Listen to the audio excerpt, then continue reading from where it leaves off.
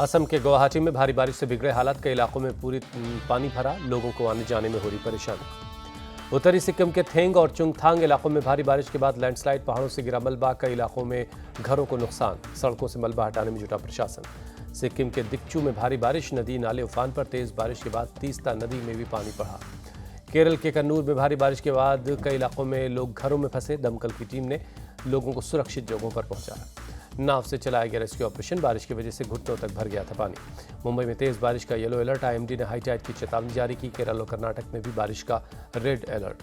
जम्मू में कई इलाकों में भारी बारिश हुई है, तेज बारिश की वजह से तापमान में आ गई गिरावट। जम्मू कश्मीर के रामबन में भारी बारिश के साथ ओले भी गिरे हैं, तापमान काफ़ी कम हो गया है। पीएम मोदी के दौरे पर भोपाल में महिलाओं में दिखा उत्साह, हाथों में तिरंगा और पीएम के पोस्टर लेकर शामिल हुई कार्यक्रम में, मोदी के नारे लेकर। पाकिस्तानी फौज में दिखाई दे रहा भारत का खौफ, बॉर्डर पर झाड़ियों में छिपे पाकिस्तानी रेंजर्स भागे, हथियारों के साथ भागते नजर आए पाक फौजी। गृहमंत्री अमित शाह का बड़ा बयान, बीएसएफ ने पाकिस्तान के 118 से ज्यादा पोस्ट तबाह किए, वॉच टावर को भी जवानों ने ध्वस्त किया। गृहमंत्री बोले, जवानों ने 8 मई के बाद 3 दिन में 118 पोस्ट तबाह की, पाकिस्तान को दोबारा पोस्ट बनाने में 4-5 साल लग जाएंगे। वडोदरा में एक कार्यक्रम में विदेश मंत्री एस जयशंकर बोले, भारत कभी भी परमाणु ब्लैकमेल के आगे नहीं झुकेगा।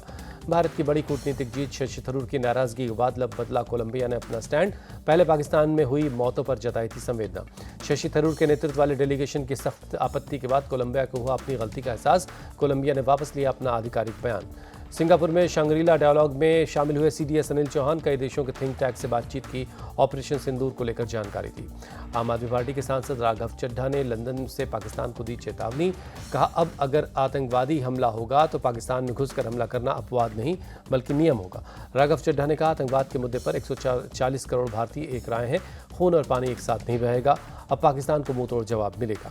इथियोपिया की राजधानी अदिस अबाबा में सुप्रिया सुले के नेतृत्व वाले डेलीगेशन ने पूर्व पीएम हैलमारियम से मुलाकात की, आतंकवाद, पाकिस्तान और ऑपरेशन सिंदूर को लेकर भारत का पक्ष रखा। इथियोपिया के पूर्व पीएम ने आतंकवाद पर भारत के रुख का समर्थन किया, कहा आतंकवाद तब और भी खतरनाक हो जाता है जब वो राज्य प्रायोजित होता है। सुप्रिया सुले ने बताया, आतंकवाद पर भारत की जीरो टॉलरेंस नीति की पूरी दुनिया समर्थन कर रही है। भारत ने साफ किया कि भारत भी दुनिया में कहीं भी आतंकवाद हो उसे सहन नहीं करेगा। अनुराग ठाकुर ने कहा, इथियोपिया ने भी भारत की तरह आतंकवाद झेला है और अब वो आतंकवाद के मुद्दे पर वैश्विक लड़ाई में भारत के साथ है। डेनमार्क के कोपेनहेगन में भारतीय समुदाय के बीच पहुंचा भारतीय डेलीगेशन, रविशंकर प्रसाद ने कहा, हम पाकिस्तान के लोगों से नफरत नहीं करते, वो अच्छे लोग हैं और पाकिस्तानी जनरलों से तंग आ चुके हैं। रविशंकर प्रसाद ने पीओके और बलूचिस्तान का किया जिक्र, कहा भारत में शामिल होने को ये दोनों इलाके बेकरार हैं, जिन्ना ने बनाया पाकिस्तान लेकिन वो बन गई जनरल की दुकान। कोपेनहेगन में शिवसेना यूबीटी सांसद प्रियंका चतुर्वेदी का बयान, मैं उसी शिवसेना से हूं जिसने पाकिस्तान को भारत में क्रिकेट मैच खेलने की अनुमति न देने के लिए क्रिकेट पिच खोद दी थी। प्रियंका चतुर्वेदी ने कहा, मैं उसी प्रतिबद्धता के साथ सभी राजनीतिक दलों से आए संयुक्त डेलीगेशन का हिस्सा हूँ। सियरा लियोन में श्रीकांत शिंदे के नेतृत्व वाले डेलीगेशन ने उपराष्ट्रपति मोहम्मद जुल्दे से मुलाकात की, ऑपरेशन सिंदूर पर भारत के पक्ष की जानकारी दी। ऑपरेशन सिंदूर के दौरान पाकिस्तान की मदद करने वाले तुर्की को भारत ने दिया बड़ा झटका। इंडिगो के पास मौजूद टर्किश एयरलाइंस के बोइंग की लीज सिर्फ 3 महीने में के लिए एक्सटेंशन दी गई है। डीजीसीए ने इंडिगो एयरलाइंस को 2 टूक कहा, 31 अगस्त के बाद टर्किश एयरलाइंस की बोइंग के लीज का एक्सटेंशन नहीं होगा, लीज कॉन्ट्रैक्ट को टर्मिनेट करना पड़ेगा। दिल्ली पुलिस ने जासूस के आरोप में कासिम के भाई आसिम को भी गिरफ्तार किया, 4 साल से पाकिस्तान के लिए जासूसी का आरोप है। प्रयागराज दौरे पर CM Yogi Adityanath, Allahabad high court के नए चैम्बर और मल्टी लेवल पार्किंग बिल्डिंग का उद्घाटन किया। दिल्ली के शालीमार बाग पहुंची CM Rekha Gupta, lions blood centre में एफरेसिस मशीन का उद्घाटन किया।